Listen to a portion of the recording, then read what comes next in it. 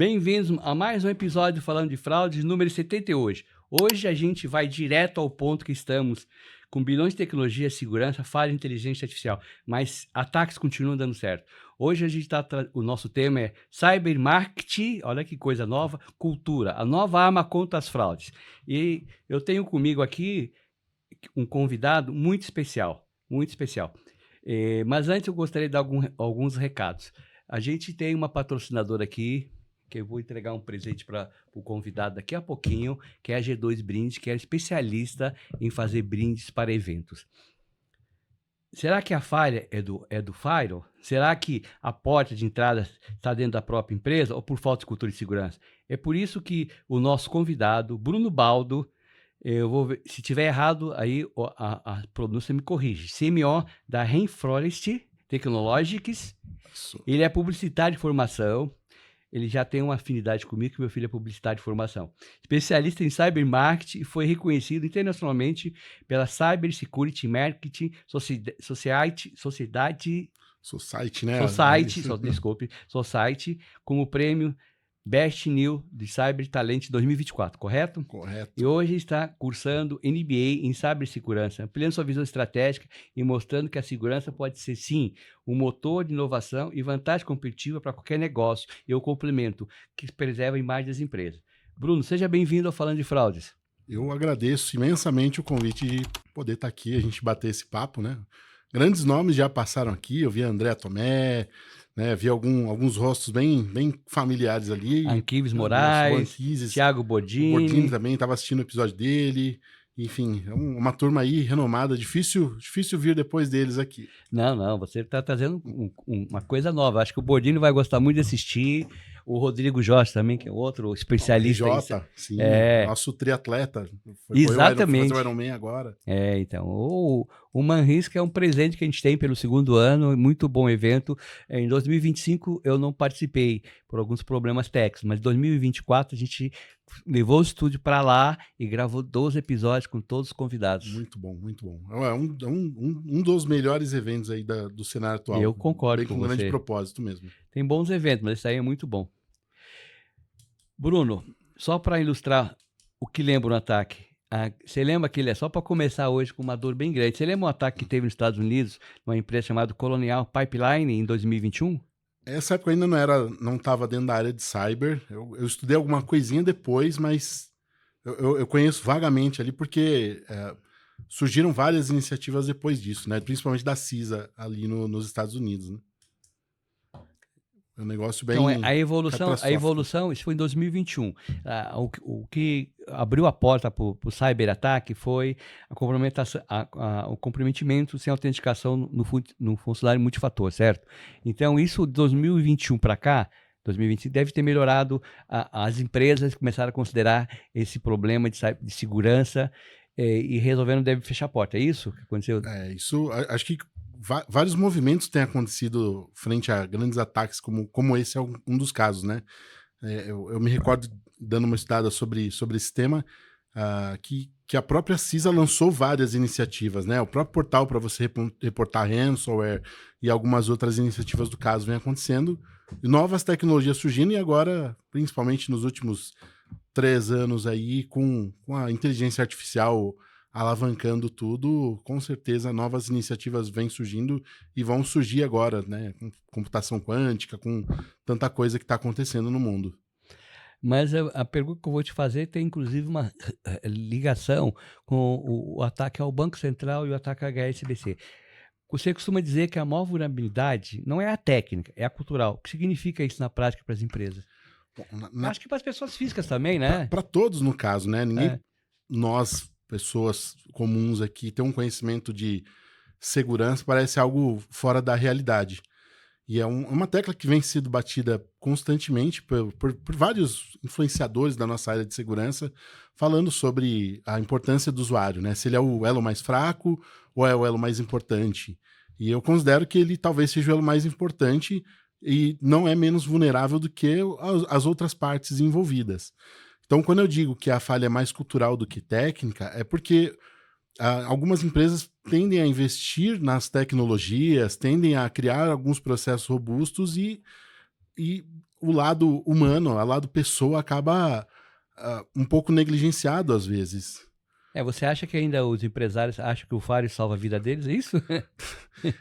Tem gente que acredita que sim, né? Eu tenho um firewall aqui, eu tenho um WAF, eu tenho uma tecnologia que está na moda aqui e deixa de lado algumas coisas, né? Eu gosto muito de um exemplo que fala que é o PPT, né?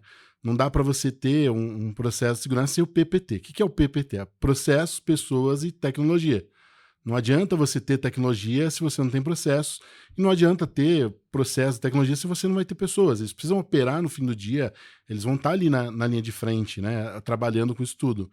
Então a gente vê muita empresa que prefere investir em tecnologia quando investem em tecnologia e acabam deixando de lado um treinamento interno. Por exemplo, coisas que para nós aqui dentro dessa bolha parecem muito simples, mas, poxa, não utilize a mesma senha em mais de um serviço. É tão comum para nós ouvir esse tipo de coisa, né? Você abriu a porta para o que eu queria falar, né? Essa porta foi muito boa, né? Você que é um especialista em marketing também, formado em marketing, você já conhece alguma publicidade institucional, não institucional, ou seja, o Itaú faz muito, o BB, o Banco do Brasil, tem um blog sobre isso daí, Sim. ou mesmo nas redes sociais. Você já viu uma propaganda ou uma publicidade que eles falam que a segurança depende, que eles têm um treinamento educacional de cibersegurança? Não me recordo de ter visto nenhuma. E acho que até isso... Isso é importante, porque você é da área. Sim, então... o próprio Santander, por exemplo, ele notifica no e-mail que ele nunca manda nenhum link. Mas acho que fica na letrinha tão pequena, as pessoas às vezes se confundem, né? Não, mas ele poderia fazer uma propaganda, olha, eu sou seguro porque meus processos são todos treinados. Isso seria um com a senha. Você entendeu? Ele está fazendo propaganda para nós, para educar a nossa população. Isso é importante. Seria importantíssimo. O que você falou para educar a empresa é PPP, não é isso? PPT. PPT. Então, esse PPT, ele, pelo menos 2 letras, ele serve para você consumidor, que é você ter um processo de você acessar um site financeiro, acessar um marketplace, acessar qualquer coisa financeira e depois você ter essa educação de quando você acessar, você saber se aquilo que você quer mesmo. Se você vai fazer um acesso em um link que você recebeu sem pedir, falta a sua educação, você entendeu? Você está fazendo um trabalho, né, digital, como se tivesse sua empresa, mas você não pode clicar naquele link. Você tem que fazer o quê? Você tem que entrar no marketplace, no banco, ou na empresa, ou até uma assinatura digital de um documento, que hoje em dia é muito fácil vir link por aí. O Mauri, o vírus em qualquer lugar, tanto para a empresa quanto para a pessoa. Então você tem que ter essa educação básica, o mínimo. Sim. É você saber que você não tem que clicar no link, certo? Isso, a via de regra básica aí para o usuário final, né? Se você não solicitou... É um procedimento também, um procedimento. Se você não solicitou, sim, não abra, não forneça informações, né? E é esse tipo de coisa muito básica, porque assim, você tem uma empresa lá com seus 500 ou 1.000 funcionários, aí você tem o seu time de segurança da informação, um time de tecnologia que talvez tende a ser um pouco mais consciente dessa parte de segurança, e você tem as pessoas que não lidam com isso, que não fazem a menor ideia de que ela é importantíssima para um criminoso, porque ela pode ser uma porta de entrada, ela pode receber um e-mail com um phishing, ela pode ser abordada na rua numa tentativa de aliciar, como foi no caso recente agora, que a gente viu do Pix, né? Foi um funcionário que ganhava um salário bem... Você está falando do Banco Central? Isso. Então, isso que eu queria falar. E ele foi aliciado, ele recebeu 15 mil reais. Nesse PPT aí, é exatamente uma coisa básica, além da segurança com um file, ele tem que investir na educação digital, mas educação digital de procedimentos. Por exemplo, é básico, isso custa barato fazer. As senhas tem que ter por hierarquia. Usa um cofre de senha. Não, a senha tem que ser por hierarquia. Você não, uma senha só não pode abrir todas as portas. Você tem que fazer por categoria a senha. Isso é básico para todo mundo. E dependendo do caso, como você fazia, até em banco, assim, antigamente, banco físico, caixa de valores, precisava de 2 chaves. Uma do gerente e outra pessoa. Como é que alguém vai entrar, igual no caso do Banco Central, do HSBC, um funcionário que ganhava, como você falou, R$5.000, né? E a senha dele abria todas as portas até fazer as transferências em Pix, né? Parece surreal, né? Parece uma coisa de filme, uma situação dessa hoje em dia. E uma coisa que eu tô falando em todos os episódios, aproveitando o momento, para ter uma segurança, seu Banco Central, mais uma vez, o Pix, ele não pode ser macarrão instantâneo para todo mundo. Ele tem que ser macarrão instantâneo para uma determinada camada. Até, por exemplo, R$200, ele ser instantâneo. Depois ele vai ter que ter camadas. Não adianta criar camada de tempo. 2 horas, 3 horas, 1 hora. Vocês vão criar um rastreamento da conta de Pix. Na hora que o Pix é lançado até o final, não só pelo primeiro laranja, vocês têm que dar um tempo para isso. Então, pensa nisso. Pensa nessa informação. É o 3º, 4º episódio que eu falo a mesma coisa. Banco Central, vocês têm que mudar isso aí. Não é necessidade. Isso é uma propaganda política de dizer tudo que é instantâneo. Para que tão instantaneidade? Para valores altos? Para valores altos faz sentido então, pensar, né? A gente ficou bem mal acostumado com o poder do Pix na mão, né? Poxa, mas concordo, você não precisa fazer uma transferência de... Nenhum lugar do mundo tem uma compensação tão rápida quanto o Brasil. A compensação americana, não sei como está hoje, mas antigamente eu tive conta dos Estados Unidos, era uma semana.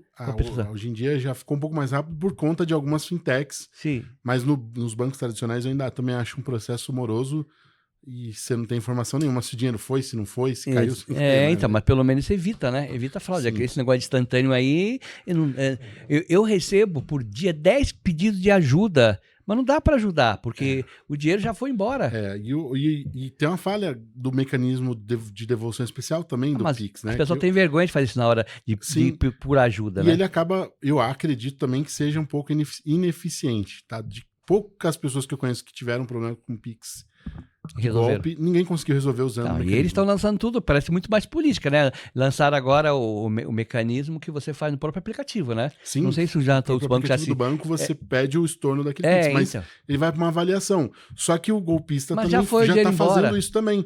Por exemplo, eu recebi um Pix outro dia de um valor, falei, eu não sei de quem é esse dinheiro. Banco digital, não tem com quem falar, eu falei, vou deixar aqui. Mas você não pode devolver para não mexi. Eu não devolvo, porque na hora que eu devolvo, o cara aciona o mecanismo e ele tira mais da minha conta. Então, olha, insight, isso é verdadeiro. A gente tem que falar também em todos os programas que a gente fala de Pix, a gente tem falado para usar o mecanismo de devolução do dinheiro através do MED, não da sua conta, certo? Isso. É importante ter um mecanismo para isso, né? Ficar atento. Se você tiver um relacionamento no banco, melhor ainda. Eu parei de usar banco digital depois porque eu gosto de ter um gerente que vai me atender, vai tirar minhas dúvidas. Não é uma crítica ao banco digital, acho que eles têm que existir para promover a inovação, mas eu gosto do meu bom e velho gerente ali para te dar uma assessoria, né? É isso. Porque menos sabendo que mais de 80% dos acidentes têm origem humana, as empresas continuam, aí que a gente estava falando agora, porque elas continuam ainda, né?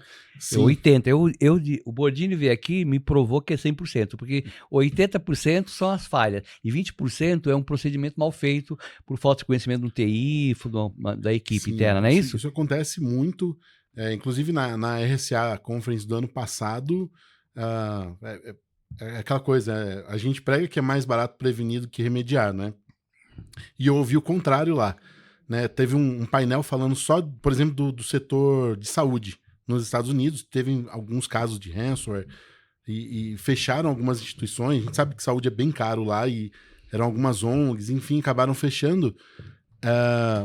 Mas por quê? Porque como ela era subsidiada pelo governo, eles não tinham nenhuma iniciativa de segurança. Então, quem paga a conta do governo, né? Quando acontecia o ataque, era mais barato para eles remediar aquilo do que ele prevenir. Então, eles acabavam não investindo. E aqui eu acho que existe um mal. A gente está falando de mundos muito diferentes, de empresas muito grandes e que tem segurança, tem time, e mesmo assim ainda acaba... ouvindo várias conversas de que, tá difícil de conseguir orçamento, eu preciso de mais coisas. Sim. E tem o cara entra lá pedindo 10 e recebe 8, olha, no máximo. Isso. E a gente tem a grande porção, que são as pequenas e médias empresas que existem, que que geram milhões de empregos, boa parte dos empregos, inclusive, enfim, movimenta a economia, que não tem nada de segurança. E ele fala assim, comigo nunca vai acontecer. Até que um dia acontece. E isso, poxa, pode significar a ruína de uma empresa. Não só da reputação, porque abala a confiança. E é muito difícil recuperar. Você leva anos construindo, você Sim. começa a criar um negócio e, putz, sofri um ransomware, não tem um processo. Mas eu tenho backup. Mas não testou o backup. Na hora de recuperar, deu erro. Putz, Às vezes o backup está de espelho também, o vírus vai para o espelho. Também acontece com frequência. Então, a gente tem esse cenário mesmo que achar que nunca vai acontecer com a gente é perigoso. Muito perigoso. E os empresários deveriam começar a rever isso, mesmo que você não tenha uma pessoa de segurança na tua empresa, sabe? Terceiriza, hoje tá Existem ótimas consultorias que vão te custar o preço de um funcionário integral, que vão poder te dar uma boa assessoria, te fazer um bom trabalho ali e ajudar a mitigar um pouquinho esse risco, né? Sim. Isso é muito importante, né? É muito importante isso aí ter essa conscientização de que precisa investir por baixo, mas tem outras empresas que nasceram agora, depois que a porta foi arrombada, agora estão percebendo isso, mas a gente já fez vários programas falando a mesma coisa, quando está falando de investimento em cibersegurança, não em despesa, as empresas que nasceram para virar unicórnios, foi constatado que no mínimo demora 6 meses para ela pensar em ter alguma coisa de cibersegurança, porque o objetivo dela é crescer, virar unicórnio e ser vendida, né? Isso. E aí não tem equipe de cibersegurança, e tem dilema. várias empresas de pagamento hoje, várias empresas de pagamento. Várias. O Brasil é muito bom em criar fintechs, principalmente. E é um dilema que a gente ouve bastante no mercado, principalmente no meio, né?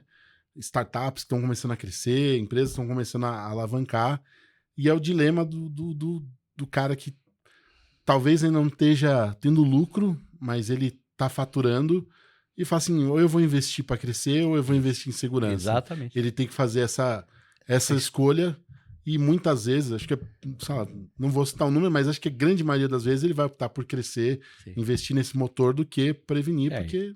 E aconteceu agora, né? Não tinha nem relatório, não tinha nada, né? Não tinha nenhum procedimento de cibersegurança para o Banco Central e aí houve toda essa lavagem de dinheiro aí, né? A gente fez um programa sobre PDL, né? E aí trouxe essa parte aí de que uma lavanderia gigantesca, né?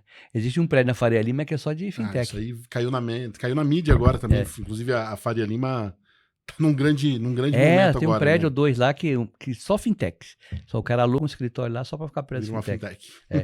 E você que é um cybermarketing, com essa abordagem ajuda a prevenção de fraude. O que é um cybermarketing? O cybermarketing, antes que me xinguem, não é um negócio que eu tô inventando, gostaria de ser gênio para isso, mas surgiu há uns 2 ou 3 anos atrás, ali nos Estados Unidos, um movimento de profissionais, do mesmo jeito que existem os grupos de CISOs, de grupos de TI, surgiu um grupo de profissionais de marketing das empresas de cyber, de revendas, de integradores. E no início era uma ideia para reunir gente. Né? Hoje essa é a maior comunidade, inclusive eles têm um evento anual só para falar de marketing cyber, e tem mais de 4 mil membros, gente do mundo inteiro, e começou a mudar, porque o marketing é uma disciplina que acaba abrangendo a empresa inteira, mas o marketing não é o marketing que cuida da segurança. Né? Então, quando a gente fala do cybermarketing, é uma linha que eu tenho trabalhado, é muito na linha de integrar várias frentes dentro de uma empresa pensando na segurança. Então, o RH, o próprio time de segurança para as empresas que tem, porque às vezes não tem um time de conscientização, um time de finanças, um time de legal, a diretoria, para que todo mundo esteja na mesma página de entender e comece a pensar em iniciativas de segurança dentro e fora das empresas. Né? A gente falou no começo dos bancos, de comunicar para o cliente, né? O público externo saber o que eles estão fazendo para proteger os seus clientes. Olha, como é que a gente cuida dos teus dados aqui de um modo simples, e para o público interno também poder ter essa visão de que, poxa, eu também sou parte disso, né? Eu estou fora da empresa, mas, a partir do momento que eu acesso o e-mail da minha empresa no meu computador de casa, se eu tiver comprometido, isso pode ser um problema para minha empresa. O cara conseguir a senha do meu e-mail, consegue um acesso, vai escalando.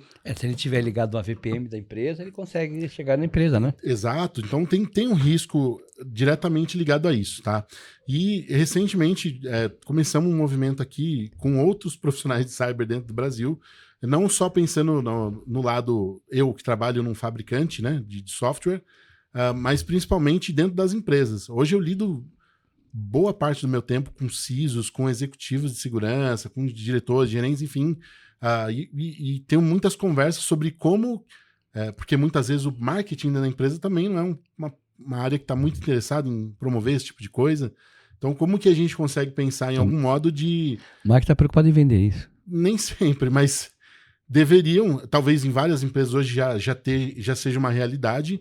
A cobrança é muito grande também em cima do marketing, né? Olha, segurança não vai ajudar a gente a vender. Eu discordo. Para mim, a segurança é um negócio... Tá vendo? Segurança de cyber está fazendo a imagem da empresa não ser hackeada. Sim, sim. Hoje, para muitas empresas, o que ela faz ali, o aplicativo que ela desenvolve é um negócio inteiro, né?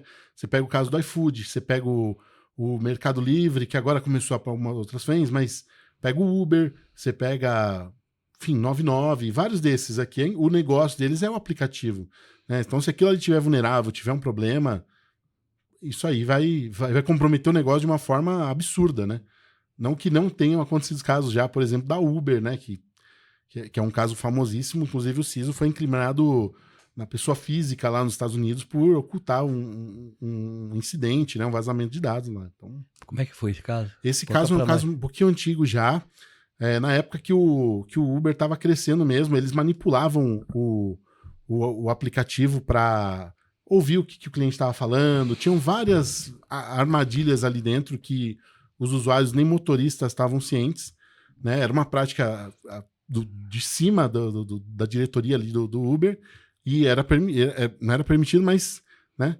Inclusive, tem uma série que fala sobre essa história do Uber e mostra, por exemplo, que dentro de um período onde eles eram monitorados pela Apple, um perímetro, eles mudaram o código do aplicativo para que dentro desse perímetro o aplicativo fosse tivesse um comportamento, não monitorasse, não gravasse nada, e fora desse perímetro, normal. Só que o que aconteceu? Um funcionário da Apple pegou um Uber e saiu do perímetro, sem saber, e isso acabou despertando um alerta ali, alguma coisa, e falou, pô, peraí.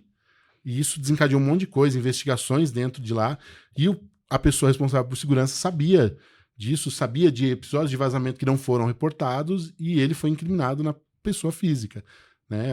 Claro, acabou tendo uma reviravolta, eu não me recordo agora se ele ficou preso ou não, mas aprendeu a lição, né? Para a gente entender que as ações ali dentro da empresa... Foi um marketing negativo foi e péssimo. prejudicou a empresa. Teve um bom prejuízo ali na época. Claro que a gente está falando de uma empresa muito gigantesca, mas pensa na mesma proporção de uma empresa pequena, né? Assim, me permite ter um caso muito recente aqui no Brasil de uma empresa agora, acho que é Safos, é um aplicativo de relacionamento, e uma pessoa publicou no Twitter falando assim, olha, pessoal do aplicativo, ó, tem uma falha aqui de vocês, tal. Eu não acho que ele reportou do jeito que deveria, mas reportou no Twitter e alguém foi lá, explorou e descobriu que conseguia pegar dados de acesso de todos os usuários do aplicativo. Poxa, é um aplicativo de relacionamento. Você sabe que ali dentro vão ter pessoas que estão casadas, comprometidas, estão... E tá expondo a vida também, às vezes, para estar namorando, trabalho e tal, ganho tal. Exato. São dados sensíveis, né? Demais. O processo de verificação deles era manual, então o usuário tinha que enviar uma foto com o RG. Ele teve acesso a todas essas fotos. Na foto tem o RG e o CPF, normalmente, se for brasileiro. Pois é. Né? Então, olha que fácil agora a gente começar a criar um monte de identidade com isso daqui. Sim. É muito responsável. E pessoas, né, o usuário daquele aplicativo confiou, tem uma decepção. Eu acredito que um aplicativo desse dificilmente vai ter sucesso agora. Mal começou e já teve assim. Sim. Tem um aplicativo, um site, não sei se é aplicativo também, um site, chama Ashley Madison. É muito conhecido. Há alguns anos o slogan, não sei se é o mesmo, era "A vida é curta, curta um caso". Era uma rede social para pessoas que queriam ter casos extraconjugais. Teve vazamento de dado. Se você procurar na internet, você vai encontrar casos de suicídio relacionado a isso. Então, é pra gente pensar mesmo na responsabilidade, no quanto isso é importante no final da conta, porque É que não é a tua empresa que vai perder essas dinheiro. empresas, então, elas não têm uma segurança muito grande, ou não é que não tem, não se preocupam em quando montar a empresa, elas se preocupar com tudo, né? Com o marketing da empresa, inclusive o marketing de Sim, segurança, com contratação de pessoal eu para fazer ali os cadastros corretos e guardar isso, com toda essa legislação que tem hoje da LGPD, continua? Eu acho que não. Porque eu, pelo menos, não conheço uma empresa conhecemos de uma empresa de segurança, mas uma empresa que esteja nascendo e fala assim: não, eu preciso ter uma pessoa de segurança aqui pra gente ter Para montar a que seja uma empresa e depois tocar consultoria, a né? empresa, né? Porque muitas vezes você vai ter o fundador, vai ter um cara técnico que desenvolve, e pô, o cara técnico ele pode ter uma noção de segurança, nem sempre ele vai ser o cara que Sim. vai dominar muito Ela vai ter aquilo. que ter um pessoal de segurança e um pessoal que controla como faz o suporte do site, né? Da parte Exato. técnica, mas tem que ter isso. Acho que hoje em É dia devia ter fundamental. algumas obrigações, né, para essas plataformas que não tem, né? As Big Tech mesmo não tem nenhuma regulamentação. Agora está sendo criada a regulamentação de Sim. responsabilização, né, dos atos que elas praticam, Sim. né? Mas elas também elas não têm uma política de segurança, né? Exato. Isso. Por isso que Diz que existe. tem, mas não tem, Por né? isso que hoje o seguro de responsabilidade ele vem crescendo e crescendo também, né? Acho que as empresas, em vez de contratar ah, implementar iniciativas, fazer alguma coisa, poucas fazem também contratar um seguro, porque se der algum problema a pessoa física do responsável por aquilo está amparado de algum modo também. Que como é que um cyber marketing ajuda na prevenção das fraudes? Ele abordagem de prevenção de fraude.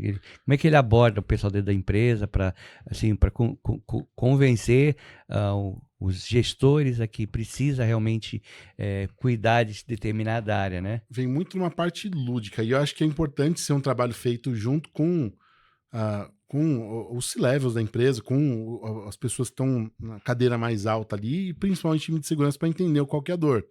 Né? Tem muito daquele teste de phishing, que eu acho que é um negócio legal, mas assim, pô, você caiu, você vai fazer um cursinho lá de 4 horas e é isso. Tem empresas que usam isso para penalizar, inclusive, mas eu acho que poderiam ter abordagens muito diferentes, né? Hoje existe aí o picolé de phishing, tem jeitos mais lúdicos ali de você chegar e ajudar as pessoas a entenderem isso. Mas eu acho que nada é tão eficaz quanto a verdade nua e crua. De mostrar casos que têm acontecido. Olha, como é que está acontecendo no mercado? O que já aconteceu? Olha o concorrente, olha a mídia. Uma das coisas que eu faço muito hoje no dia a dia, que na empresa que eu atuo, a gente começou a entender, no momento de enviar uma proposta para o cliente, não adianta eu falar qual que é a vulnerabilidade que existe no ambiente dele apenas, porque o cara técnico vai entender. E ele também tem dificuldade de levar isso para cima.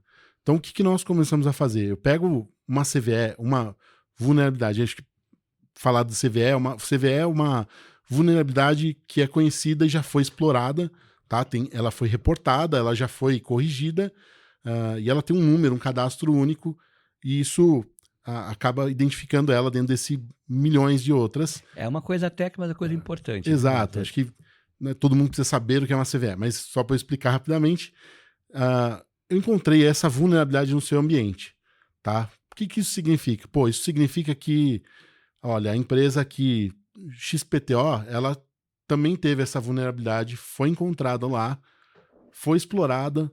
Olha o que aconteceu. Ó, eles tiveram prejuízo de tanto, eles saíram na mídia, eles perderam tantos clientes, começou a acontecer isso. Às vezes tem casos do mesmo segmento, da mesma indústria da empresa, às vezes são de outros, mas é muito mais caso de eu mostrar que, olha, isso já existe no teu ambiente. Isso é o que pode acontecer. Não é algo fantasioso, nem a gente olha relatórios mundo afora aí que falam que o custo de uma vulnerabilidade, o custo de uma brecha de dados é de 5 milhões de dólares. Que isso não atinge nem metade da realidade da maioria das empresas, né? Quando você vai olhar ali o público pesquisado, estamos falando da SP 500, estamos falando da Fortune, estamos falando das maiores empresas do mundo. Aí você pega onde estão as maiores, a maior concentração de empresas, que é ali no meio, né? As médias empresas, não se adequa à realidade, né? É muito distante. Eu lembrei, né, na sua dissertação, eu lembrei de uma coisa muito importante, né? Inclusive que a LGPD tem punido, e mesmo o processo civil tem punido. Nenhuma empresa que eu conheço, a não ser agora você, ela, e você até pode depois fazer uma pesquisa, elas têm, para o pentest, alguém de marketing. Também. Isso é terrível. Não, o cara já fizeram coordenação de fazer o phishing no pentest do McDonald's, da Amazon, e tiveram um processo imenso as empresas. Você imagina fazer um phishing da Amazon, a Amazon vir com uma empresa, uma ação de danos morais contra você? Falência. Você entendeu? Vai dizer, Quem sou eu, né? ela faz um pentest, ela tem que pedir autorização. Eu fui um advogado agora. Para você fazer um pentest e usar um nome real, né? O que normalmente as empresas fazem também não tem muita criatividade, porque não tem um cara igual o Bruno. Sabe o que elas fazem? Elas fazem um pentest tipo do RH. Você recebeu um aumento, alguém recebeu um aumento, para o cara ficar curioso e clicar lá quem recebeu o aumento, né? Mas isso não cola, só cola uma vez, né? A segunda vez não vai colar. Então, o que eles estão feito aí, usado o McDonald's, já teve ação contra o McDonald's de indenização por danos morais, de fazer um phishing, num pentest, que você testa a empresa para saber se o funcionário está clicando em e-mails maliciosos, e fizeram olha, você clica aqui que você tem um cupom para ganhar um hambúrguer aí por R$10, ou hambúrguer de graça do segundo, e aí, ou na Amazon, no Mercado Livre, empresas grandes, coisas que chamam atenção, ou ingresso de cinema no Cinemark, você entendeu? O Cinemark, então, já tem várias ações aí no mercado, o pessoal tem me procurado. E aí, porque as empresas não investem, só investem numa coisa, o cara tem para consertar os computadores. Aí, às vezes, um cara de cibersegurança, mas tem que investir numa maneira, se for fazer o pentest, as empresas terceirizadas e as empresas que têm essa parte interna, tem que fazer um e-mail, um e-mail de phishing na maneira correta com a autorização do marketing. O marketing vai dar ideias, né? Porque o marketing, ele sabe ter ideias.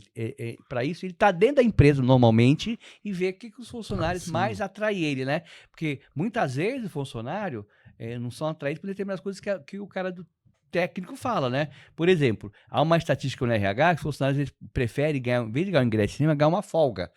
Você entendeu?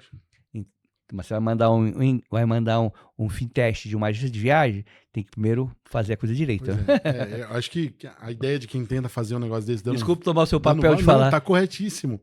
A ideia é trocar mesmo, mas a ideia de colocar uma empresa conhecida é porque eles estão pensando ali como se fosse alguém de fora, né?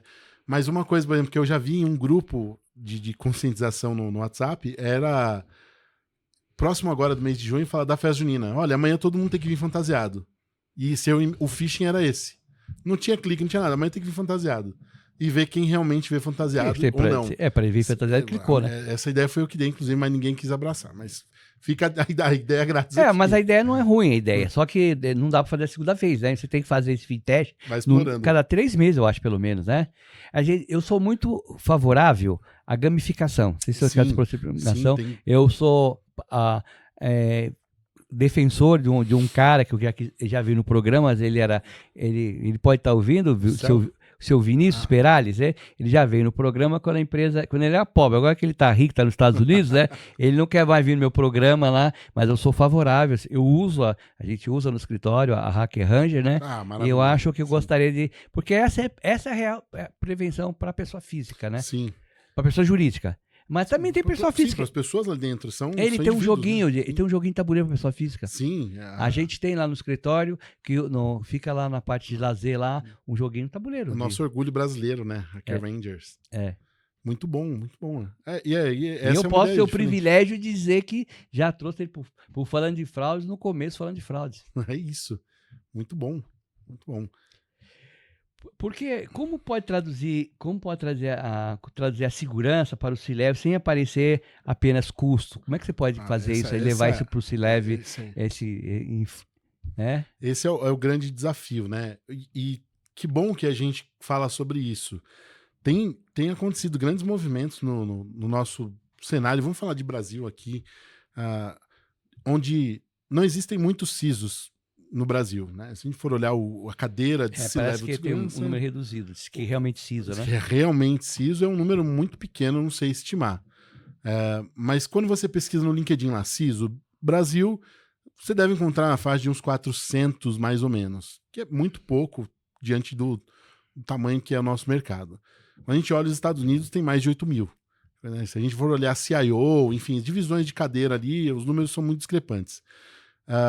Mas esses poucos que existem, eles têm se unido muito para trocar ideias, né? De tô com essa dificuldade, o que você me recomenda? Eles começam a ter a rede de apoio deles ali, e isso começou a acontecer agora, não só para o executivo, C-level, mas começa a cadeiras abaixo, porque o cara que está ali na frente, ele está muito posicionado na estratégia, e hoje ele é cada vez mais ligado ao negócio de fato.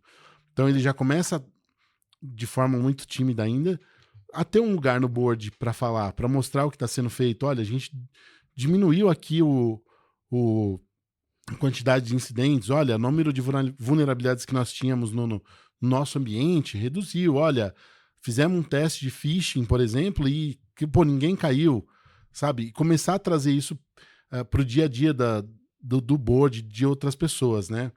Então, essa linguagem, acho que ela vai sendo adotada naturalmente agora, com tanta coisa que está acontecendo, o nosso mercado é muito pequeno. E vamos falar do Brasil, né? Onde, se você for num evento no Human Risk, lá do Rodrigo Jorge, se você for num Mindsec, você vai encontrar muitos rostos conhecidos ali e ter a oportunidade de trocar ideias. Acho que a nossa comunidade de cyber, de forma geral, ela é bem unida, mais do que outras tribos aí que eu passeio, né? Principalmente as de marketing, que o pessoal é um pouco mais individualista, mas o pessoal de segurança tem sido cada vez mais crítico quanto a isso, porque eles já entenderam que não adianta eu chegar a falar que eu preciso de uma solução que custa 80 mil reais por ano, o board vai ouvir, não, eu quero mais dinheiro porque eu quero gastar. Então eles hoje têm começado a criar indicadores, têm começado a criar papéis fundamentais. Hoje tem acontecido muito de ver papéis de os campeões de segurança, né, os Security Champions, que vão além da área de segurança, né? A gente tem muita rincha do desenvolvedor com o cara de segurança, que não é responsabilidade minha, sua. E tem um cara ali meio que entendeu o papel da segurança e divulga, propaga essas ideias. Tem uma pessoa no marketing que entendeu que a segurança também é responsabilidade dele, porque o marketing, poxa, eu falo por mim, a gente sai gostando de tudo. A IA tá aí, pô, tem a Manus, tem centenas de IA surgindo todo o tempo, a gente gosta de testar coisas, somos curiosos, né? Mas, por exemplo, a próprio Grok, quando surgiu, pô, eu falei, cara, será que eu tenho que testar isso ou não? Pô, que bom que eu não testei, porque pouco tempo depois teve um vazamento de dados deles. Então, começa a ter esse papel de pensar na responsabilidade de suas ações. Foi que o cara fez a IA, o Elon Musk fez a IA, é dele, né? Ele não criou a segurança, investiu só no projeto. Sim, dinheiro não é um problema ali também, né? Mas foi uma... Ele achou que nunca ia ser hackeado, né? Pois é. Então, não só o Grok, tem outras IAs aí, principalmente algumas mais hypadas que realmente... Por exemplo, uma coisa bem simples poxa, usuário, você está copiando um texto literal que tem informações sensíveis aqui, jogando numa IA da vida. Pô, às vezes a solução de DLP não vai enxergar isso, né? Pô, é papel do usuário ter consciência disso. Então, esses tipos de coisa tem muito valor dentro do negócio. E quando as pessoas que estão à frente começam a entender e começam a mapear mesmo o processo, né, da coisa. Olha, temos essa tecnologia, temos as pessoas. Olha, o time de marketing tá isso. Olha, tanta coisa que a gente está fazendo aqui. Isso tem muito valor para os boards, para os conselhos e C-levels de uma empresa. A segurança, ela é por camadas, né? E depende de muita gente dentro da empresa, né? Porque muitas empresas só reagem quando já sofreram golpes. Como virar a chave da prevenção? Quais os erros mais culturais que essas empresas elas têm e depois corrigem após os ataques, né? Olha, eu acho que existe um problema muito, muito sério ainda com o ego das pessoas. Vou te dar um caso real que aconteceu, tá? Eu trabalhava junto com uma pessoa que era responsável por uma inteligência de ameaças.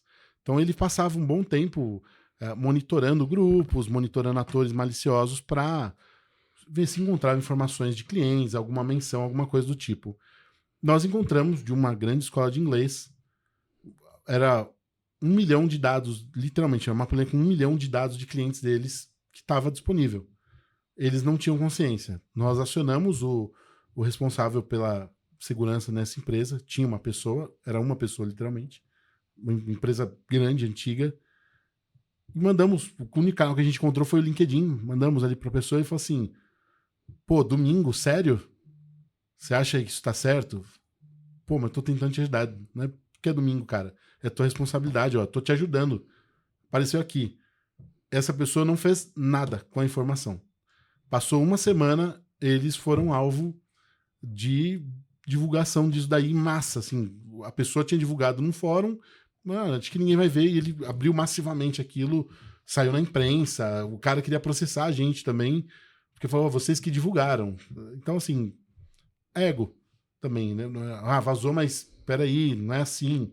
Então, a gente tem que deixar um pouquinho isso de lado, e como nós falamos no começo, parar de achar que nunca vai acontecer com a gente. É que tudo muito novo, né? Então, esse cara que no domingo ele não quer trabalhar, porque ele é um cara que não é um cara realmente de segurança, um cara antigo, esse é um cara de TI, que colocaram ele como... Pode ter sido. Porque um médico, um advogado, ou quem tá cuidando quem é o detentor de 1 milhão de cadastros, né? Ele tem que tomar um pouco mais cuidado, né? Ainda mais que está sendo avisado, né? Foi negligente, né? Ele não precisava ter respondido no domingo. A gente mandou no domingo porque Sim. tempo não para. É muito urgente isso daqui. Podia responder na segunda. Falou, pô, obrigado. Vou fazer alguma coisa. Vou tomar providência da coisa, não né? Não fez nada. E esse tipo de caso eu acho que é muito comum também em alguns casos, viu? Em várias empresas. É que, assim, falta cultura, como você falou, né?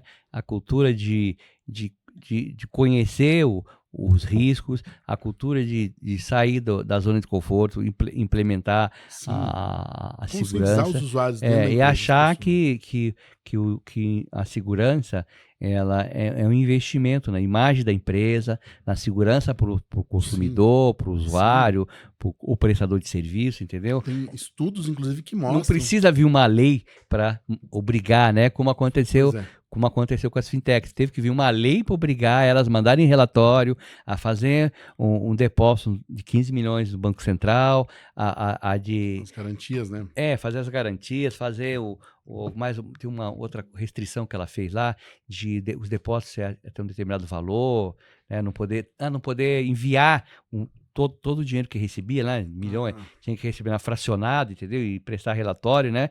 Se o banco faz isso, a gente faz isso, né?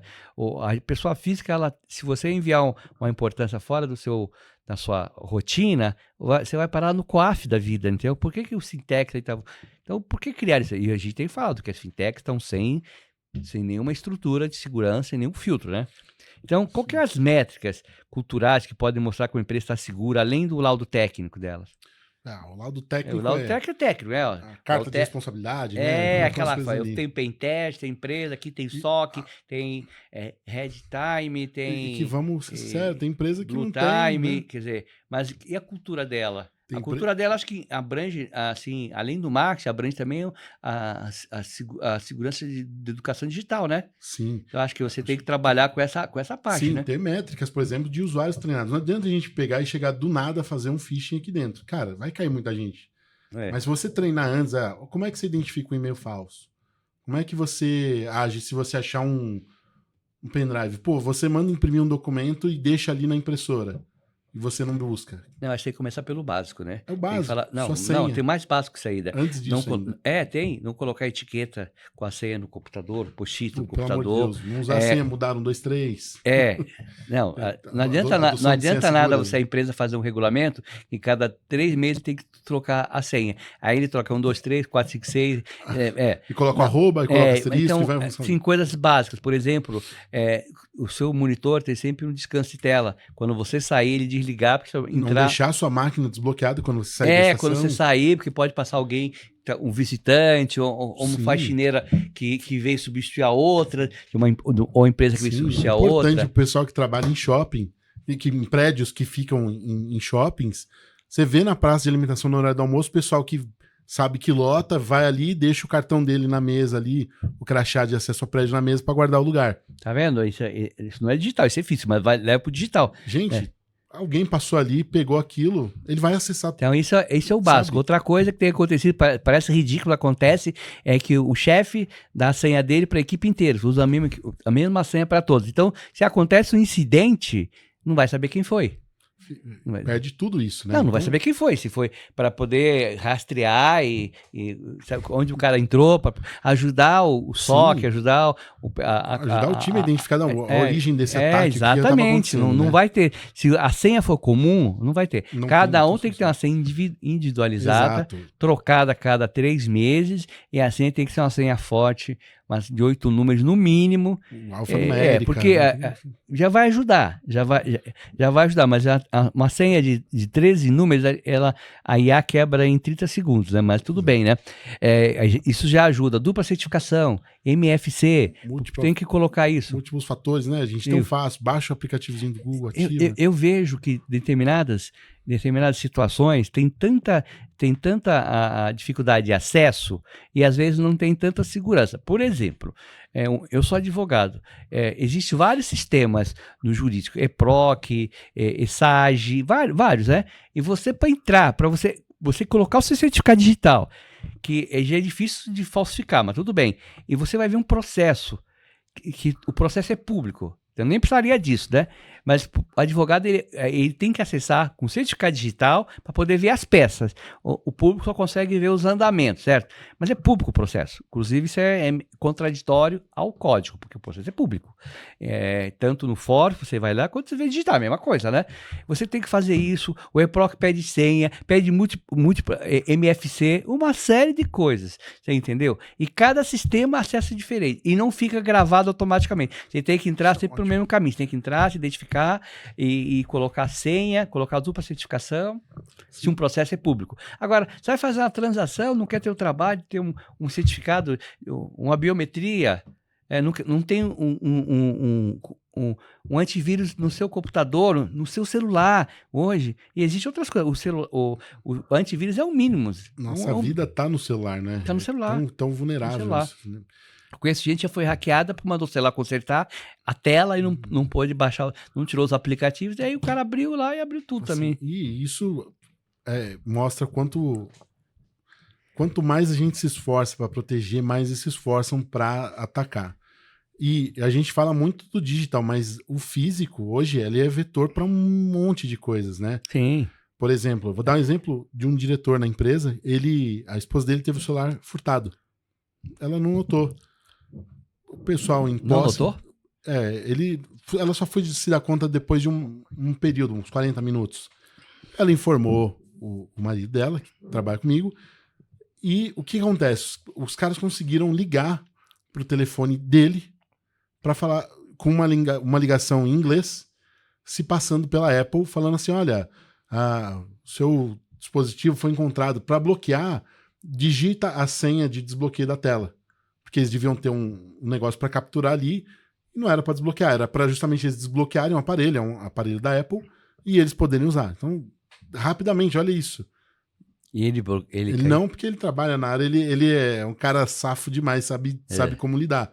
Mas ele gravou a ligação e quando ele mostrou, eu desacreditei mesmo. Não, mas... O nível de audácia é muito grande, né?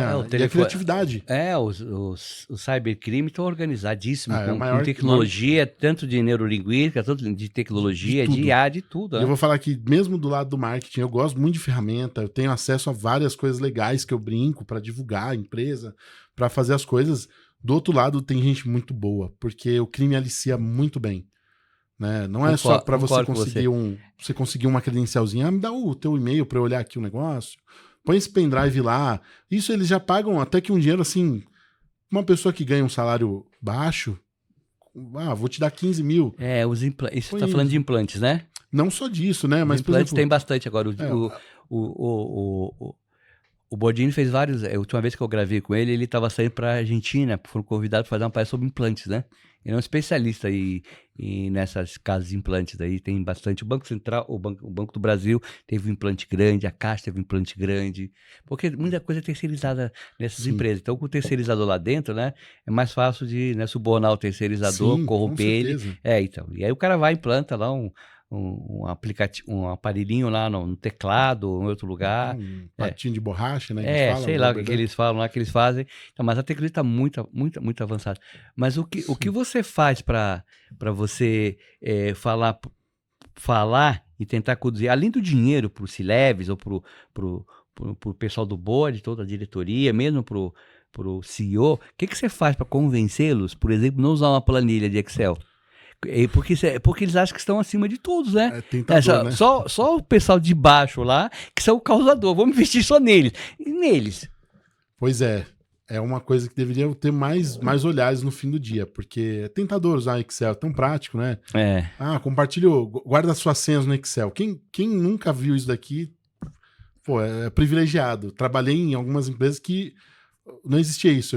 Eu mesmo já tive equipe e falei, ó, para acessar aqui o canal da empresa, esse é o usuário e senha, tá aqui na planilha para todo mundo. Ao invés da gente usar eu também desconhecia, mas se tivesse um trabalho dentro da empresa de falar, olha, tem um cofre de senha, um negócio aqui, ó, tem soluções que são, se não for de graça, é muito barato, vocês pegam aqui, ó, cada um tem o seu negócio para acessar aqui, não precisa compartilhar.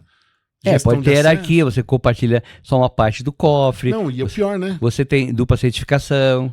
Usando Excel, sai alguém da equipe, putz, tem que mudar tudo lá, as 35 senhas que você tem salvo. Tá, mas Excel pode ser transportado para outro lugar, né? O cara nem precisa sair. Também, né? Mas no caso de uma baixa, ainda pior, né? Imagina. Então, precisa ter um investimento não só para a camada de baixo, né? Essa camada executiva, de coisas simples também, né?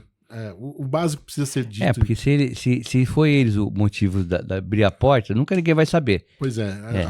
Pode haver uma ocultação disso daí no fim com do certeza, dia, com certeza, pra né? proteger interesses. É. Até porque a consequência publicamente pode ser muito pior. É, lógico. Bom, e qual o olhar que você faz para o futuro? Como você enxerga a interseção entre cultura, marketing e segurança? Bom, eu acho que o futuro... Eu gosto de um acrônimo que eu não gosto de usar muito, não, porque a gente já tem muito no dia a dia, mas é um mundo VUCA em inglês, né? Em português acho que é VICA. É um mundo volátil, inconstante, incerto, enfim. Temos muitas lições de casa a ser feitas, né? a ser concluída aqui de integração. Quanto mais as pessoas pararem de pensar só no delas e começarem isso não só em segurança, acho que em tudo, ter um espírito mais de colaboração dentro das empresas, a gente está caminhando para um mundo melhor. A gente tem uma grande dificuldade de conscientizar, de conseguir espaço, às vezes, dentro da empresa para falar sobre um treinamento de phishing, um treinamento de, o que você deve fazer com suas contas pessoais. Não estamos falando só da empresa, né? Você perdeu o teu Instagram, deixa eu te falar, que você pode usar o fator de autenticação que te manda um SMS ou um aplicativo, né? No aplicativo do banco, hoje já tem banco que restringe por raio, ou até mesmo pelo próprio Wi-Fi conectado, você não consegue fazer nada. Então tem tanta coisa que precisa ser dita e feita, e eu acho que à medida que a tecnologia avança, a missão tende a ficar mais difícil. Então é tempo de união.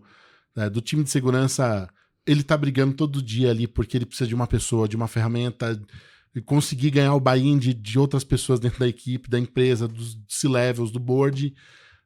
Mas muitas vezes eles podiam pedir ajuda para outras áreas. Eu desconheço muitas empresas que tenham iniciativas que são feitas em conjunto com marketing, por exemplo, para divulgar o que está sendo feito.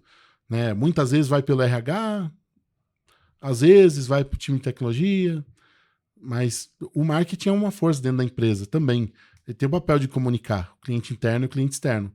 Então, quanto antes, vamos pedir ajuda, né? E as pessoas serem mais interessadas. Isso impacta a todos. Pode custar emprego de uma pessoa que não tem nada a ver, porque um outro errou. Bruno, obrigado pela troca de ideias. Acho que ficou claro que não adianta investir milhões em tecnologia e as pessoas continuam deixando a porta aberta. Segurança é cultura e comunicação, e integração com o negócio, né? E uma coisa importante, um recado que o Bruno deixou aqui, e o meu recado, que as empresas que estão assistindo, principalmente as grandes empresas que têm acesso às grandes mídias, como as redes de televisões, os jornais eletrônicos, né? As redes sociais, elas procurem divulgar para o consumidor sentir em segurança o que elas fazem. de cibersegurança dele, não só o que tem de equipamento, mas como é que elas treinam os funcionários, que todos eles agem com senhas fortes, que os dados não estão disponíveis para qualquer pessoa da empresa, coisas desse nível. É muito importante esse marketing aí, porque não adianta fazer um marketing que o produto é bom, tem que fazer que a empresa é boa e segura. Não existe segurança sem confiança. Exatamente. Né? O manto do nosso programa é isso: informação sem complicação, segurança sem enrolação. Se você curtiu esse episódio, né? Reparta com seus amigos, compartilhe com a sua família, com a sua empresa, assine o canal, nos siga no Instagram, que nós temos o Falando de Fraude, me siga no LinkedIn, Afonso Moraes, siga o Falando de Fraude. E, Bruno, onde você pode ser encontrado para que alguém queira mais informações, insight de você, Bruno? Aqui é um momento polêmico, né? Eu sou um cara de marketing, eu não tenho rede social. Ah, é? Não, quase um ano atrás eu resolvi deletar o meu Instagram, tirar outras redes sociais, mas eu sou muito ativo no LinkedIn, então Bruno Baldo, este que vos fala, é muito fácil de encontrar, eu estou sempre à disposição por lá para trocar ideia com quem tiver afim. Então, compartilhe então esse episódio novamente, fiquem seguros e até o próximo programa.